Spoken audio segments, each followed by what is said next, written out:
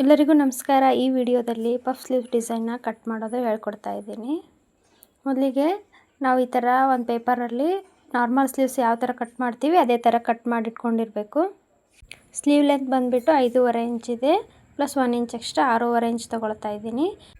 ಇಲ್ಲಿ 3 ಇಂಚಿಗೆ ಡೌನ್ ಮಾಡ್ತಾ ಇದ್ದೀನಿ. ಸ್ಲೀವ್ ಲೂಸ್ ಬಂದುಬಿಟ್ಟು 5.25 ತೊಗೊಳ್ತಾ ಇದ್ದೀನಿ, ಪ್ಲಸ್ 2 ಇಂಚ್ ಎಕ್ಸ್ಟ್ರಾ. ಆರ್ಮೋಲ್ ಬಂದುಬಿಟ್ಟು 7 ಇಂಚ್ ಇದೆ, 3/4 ಇಂಚು ಕಡಿಮೆ ತೊಗೊಳ್ತಾ ಇದ್ದೀನಿ. 6.25 ಇಂಚ್ ತೊಗೊಳ್ತಾ ಇದ್ದೀನಿ, ಪ್ಲಸ್ 2 ಇಂಚ್ ಎಕ್ಸ್ಟ್ರಾ. ನಾರ್ಮಲ್ ಸ್ಲೀವ್ಸ್ನ ಯಾವ ರೀತಿ ಕಟ್ ಮಾಡಬೇಕು ಅನ್ನೋದನ್ನು ಕೂಡ ನಾನು ಒಂದು ವಿಡಿಯೋದಲ್ಲಿ ಹೇಳಿದ್ದೀನಿ. ಅದೇ ಥರನೇ ಇಲ್ಲಿ ಕೂಡ ಕಟ್ ಮಾಡಿದ್ದೀನಿ. ಇವಾಗ ಒಂದು ಲೈನಿಂಗ್ ಫ್ಯಾಬ್ರಿಕ್ನ ತೊಗೊಂಡಿದ್ದೀನಿ.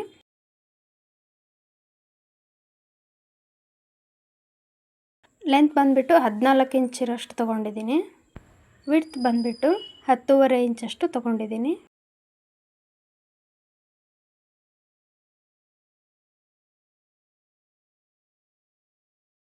ಇವಾಗ ಕೆಳಗಡೆಯಿಂದ ಮೇಲೆಗೆ 3 ಇಂಚಿಗೆ ಒಂದು ಈ ಥರ ಮಾರ್ಕ್ ಮಾಡಬೇಕು. ಅಲ್ಲಿ ನಾವೇನು ಪೇಪರಲ್ಲಿ ಸ್ಲೀವ್ಸ್ ಕಟ್ ಮಾಡಿರ್ತೀವಲ್ಲ ಅದನ್ನ ಇಟ್ಟು ಈ ಥರ ಕ್ರಾಸಾಗಿ ಇಡಬೇಕು. ಇವಾಗ ಮೇಲೆ ಸ್ಲೀವ್ ಹತ್ರ ನಾನು 2.5 ಇಂಚಿಗೆ ಒಂದು ಮಾರ್ಕ್ ಮಾಡ್ತಾ ಇದ್ದೀನಿ. ಕ್ರಾಸಾಗಿ ಇಟ್ಟಿರ್ತೀವಲ್ವ ಅಲ್ಲಿ 2.5 ಇಂಚಿಗೆ ಒಂದು ಮಾರ್ಕ್ ಮಾಡಬೇಕು. ಹಾಗೆ ನನ್ನ ಚಾನಲ್ನ ಇನ್ನೂ ಯಾರು ಸಬ್ಸ್ಕ್ರೈಬ್ ಆಗಿಲ್ಲ ಸಬ್ಸ್ಕ್ರೈಬ್ ಮಾಡ್ಕೊಳ್ಳಿ. ಇದೇ ಥರ ವೀಡಿಯೋಸ್ನ ಅಪ್ಲೋಡ್ ಮಾಡ್ತಾ ಇರ್ತೀನಿ.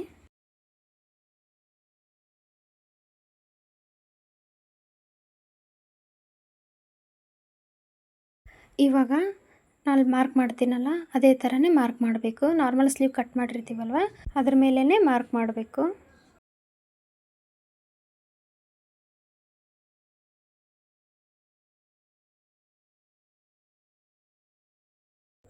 ಇವಾಗ ಇಲ್ಲಿ 9 ಇಂಚು ಬಂದಿದೆ ಅಲ್ಲ, ಈ ಕಡೆ ಕೂಡ 9 ಇಂಚು ಬರಬೇಕು.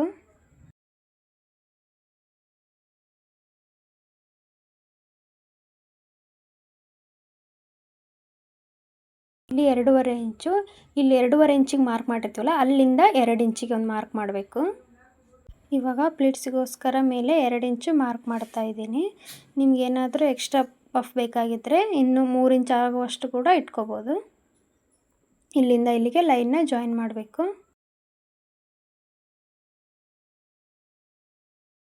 ನಂತರ ಸ್ವಲ್ಪ ಶೇಪ್ ಕೊಡಬೇಕು ಈ ಥರ. ಇವಾಗ ಸ್ಲೀವ್ ಕೆಳಗಡೆ ಮಾರ್ಕ್ ಮಾಡಿರ್ತೀವಲ್ವ ಅಲ್ಲಿಂದ ಮೇಲೆ 2.5 ಇಂಚಿಗೆ ಒಂದು ಮಾರ್ಕ್ ಮಾಡಬೇಕು. ಸ್ಲೀವ್ ಲೂಸ್ ಇರುತ್ತಲ್ವ ಅಲ್ಲಿಂದ ಆ ಮಾರ್ಕ್ನ ಜಾಯಿನ್ ಮಾಡಬೇಕು. ಇವಾಗ ಕಟ್ ಮಾಡ್ತಾ ಇದ್ದೀನಿ. ಯಾವ ಥರ ಮಾರ್ಕ್ ಮಾಡೀನಿ ಅದೇ ಥರ ಕಟ್ ಮಾಡ್ತಾ ಇದ್ದೀನಿ.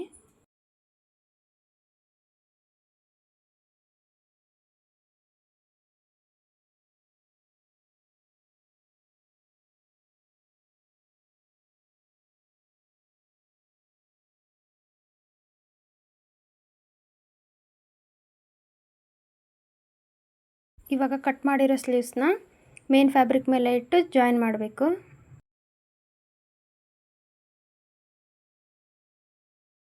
ನಾರ್ಮಲ್ ಸ್ಲೀವ್ಸ್ನ ಯಾವ ಥರ ಸ್ಟಿಚ್ ಮಾಡಿರ್ತೀವಿ ಅದೇ ಥರನೇ.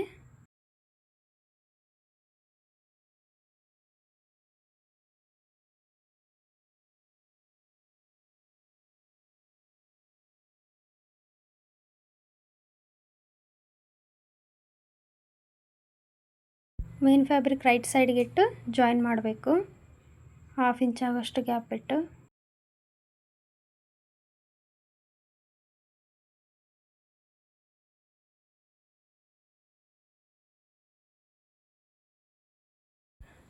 ಇವಾಗ ಎಕ್ಸ್ಟ್ರಾ ಇರೋದನ್ನ ಕಟ್ ಮಾಡಬೇಕು. ಕಟ್ ಮಾಡಿದ ನಂತರ ಸಣ್ಣ ಸಣ್ಣದಾಗಿ ಈ ಥರ ಕಟ್ಸ್ ಹಾಕಿ ಲೈನಿಂಗ್ ಫ್ಯಾಬ್ರಿಕ್ನ ತಿರುಗಿಸಿ ಅದ್ರ ಮೇಲೇ ಒಂದು ಸ್ಟಿಚ್ ಹಾಕಬೇಕು. ಲೈನಿಂಗ್ ಫ್ಯಾಬ್ರಿಕ್ ಮೇಲೇ ಹಾಕಬೇಕು.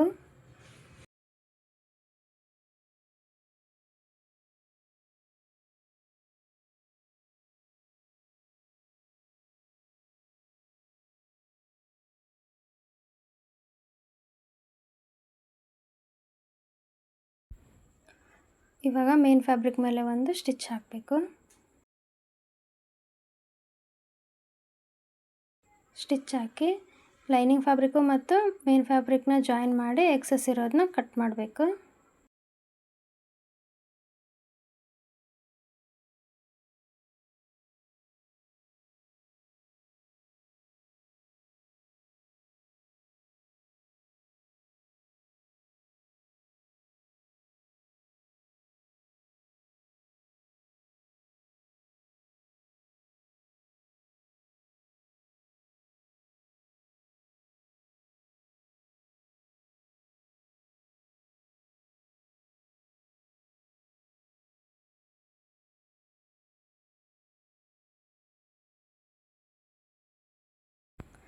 ಇವಾಗ ಸಣ್ಣದಾಗಿ ಎಲ್ಲಿ ಕಟ್ ಮಾಡಿರ್ತೀವಲ್ವ ಅಲ್ಲಿಂದ ಪ್ಲೀಟ್ಸ್ ಇಡಬೇಕು.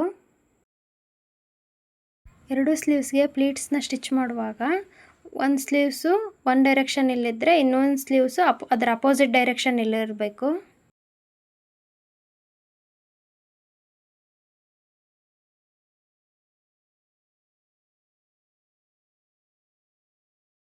ಇವಾಗ ಸ್ಲೀವ್ಸು ರೆಡಿಯಾಗಿದೆ.